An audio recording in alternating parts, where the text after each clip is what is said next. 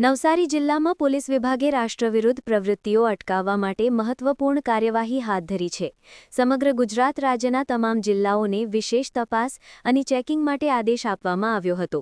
તે અનુસંધાનમાં નવસારી જિલ્લામાં છેલ્લા 30 વર્ષોમાં રાષ્ટ્રવિરુદ્ધ પ્રવૃત્તિઓમાં સામેલ રહેલા આરોપીઓનું વિશાળ સ્તરે ચેકિંગ કરાયું હતું. એલસીબી, એસઓજી અને વિવિધ પોલીસ સ્ટેશનોના 25થી વધુ ઓફિસરો અને જવાનોની ટીમ બનાવી વિશેષ ઓપરેશન ચલાવવામાં આવ્યું હતું. આ ઓપરેશન દરમિયાન રાષ્ટ્રવિરુદ્ધ પ્રવૃત્તિ એનડીપીએસ, આર્મ્સ એક્ટ, બનાવટી ચલણી નોટ અને એક્સપ્લોઝિવ એક્ટ જેવા ગંભીર ગુનાઓમાં પૂર્વે પકડાયેલા નવસારી જિલ્લાના 188, જિલ્લા બહાર રહેતા 102 અને ગુજરાત બહાર રહેતા 63 મળી 353 આરોપીઓની તલસ્પર્શી તપાસ અને રેકોર્ડ વેરિફિકેશન કરવામાં આવ્યું હતું.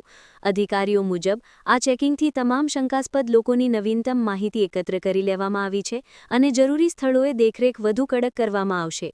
પોલીસ વિભાગે જણાવ્યું છે કે આવનારા સમયમાં આવી કામગીરી વધુ કડક અને નિયમિત રીતે હાથ ધરાશે, જેથી જિલ્લાના કાયદો વ્યવસ્થામાં કોઈ ભંગ ન પડે.